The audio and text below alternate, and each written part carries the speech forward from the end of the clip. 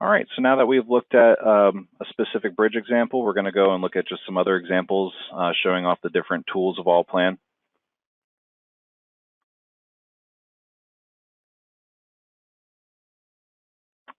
This first one here is a good chance to look at collision detection. Of course, that works for bars just fine, but we can also use it on any part of our 3D element as well.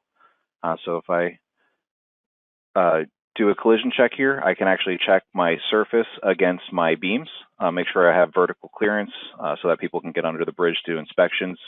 And you're going to see that it's not only showing me how many collisions, but it's also going to show me exactly where they're at for how long they occur over which points. I can save these to the document if there's somebody else's problem to deal with, or I can take care of them right now. Another thing we can do in ALLPLAN also is just always cut a section along a curve. And so this will give you a true cut along that curve. It could even be a jagged curve here. And I can do a visual manual inspection and just dimension this myself as well. So you can still use your tried and true methods and also employ the computer to do quite a bit of work for you that you manually do normally. All right, next we're going to look at that sweep bars along path, this time for a cambered beam that you may have in the kind of bridge we just saw. You know, it'd be a very small camber though, it'd be hard to see.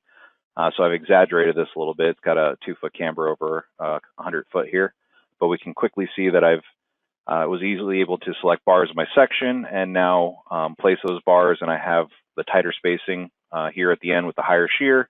I can do projecting bars if I need to for my my restraining moments or to create them continuous for live load. So it provides all that flexibility that you need. And then looking at one more example of this in a segmental girder bridge, just how we can do a whole bridge worth of reinforcement at once. This is a really good example for that. You can see that all of these bars, zoom in, oops. I'll zoom in here and you can see that it's maintaining that perfect 2-inch cover all along the edge, all the way along the length of this beam or bridge. And you can see even here as it gets deeper, those bars are increasing in length. The slope or cross slope of this is changing and those bars are adjusting and flexing as they need to. All right, last tool we're going to look at is calculating top of deck location. So we saw how we could easily look at our bearing pads and obtain the Z value and use that as our bearing height. Well, the same can be done for getting screed heights on a bridge as well. And so in this example, what I've done is I've created one of our typical girder bridges, but I've actually racked it a little bit, something we wouldn't actually probably do, but it serves well for this example. We can see in my view here, lots of little dots. These are so small they won't show up in your views or your sections or your drawings at all. You can even put them on a construction line if you do want to make them bigger. But these are really just here for the computer to go and extract that data and put it in a form that we like.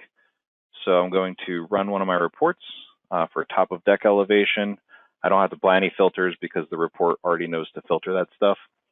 And now we can see here at each of my girders at 10th points along each of the spans, it's going to have those exact elevations for us for each of these girders.